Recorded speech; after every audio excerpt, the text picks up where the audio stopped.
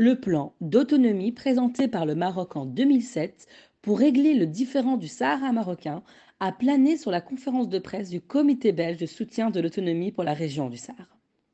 Le projet marocain a bénéficié d'un large soutien de la part de plusieurs politiciens belges de la comité de soutien de l'autonomie du Sahara.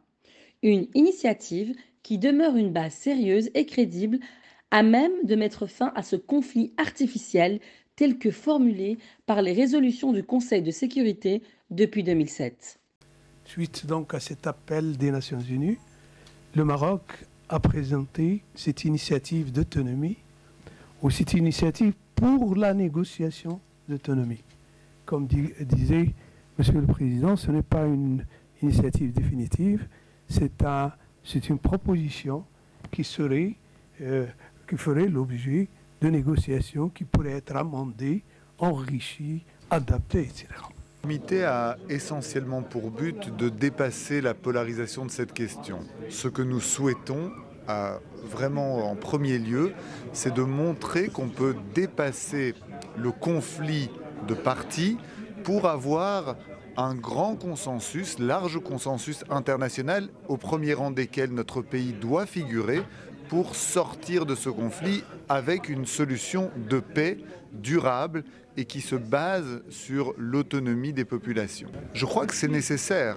Pour que notre pays soit crédible dans la communauté internationale, il faut que notre pays s'engage dans une solution de paix. La seule d'ailleurs qui est sur la table. Il faut bien comprendre que, à part cette solution-là, il n'y en a pas. De même, Hugues Bayet, président de la comité, a présenté un rapport sur la situation au Sahara. Il a soutenu fortement le processus politique onusien pour trouver une solution politique, réaliste, pragmatique, durable et consensuelle aux différences sur le Sahara marocain. Donc comme vous le savez, depuis 50 ans, le problème du Sahara persiste et n'est pas solutionné. Et donc en Belgique, comme dans d'autres pays, en Espagne, en France, en Allemagne ou aux États-Unis, on a voulu créer un comité de soutien au Sahara parce qu'on se rend compte de plusieurs choses. C'est que, un, nos concitoyens ne sont pas bien au courant de la problématique. Deux, il faut vraiment essayer, dans l'intérêt des populations, de trouver une solution. Et pour ça, c'est la proposition marocaine qui est sur la table, qui est reconnue par les Nations Unies comme la proposition étant la plus stable, la plus réaliste, la plus concrète. Et donc nous voulons repartir de cette proposition, l'expliquer.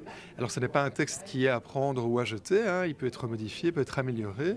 Et c'est notre objectif, c'est d'essayer d'améliorer les choses pour essayer de trouver une solution de paix pour toutes ces populations qui vivent autour du Sahara. Notre objectif, avant tout, c'est d'une part de faire connaître au grand public, mais aussi aux décideurs politiques, économiques et académiques, l'existence du plan marocain, parce que peu de gens finalement le connaissent de l'intérieur, et souvent même la situation du Sahara occidental est trop peu connue ici en Belgique. On pense trop souvent qu'il s'agit encore d'une zone un peu de non-droit où il n'y a pas une véritable activité économique et une dynamique politique.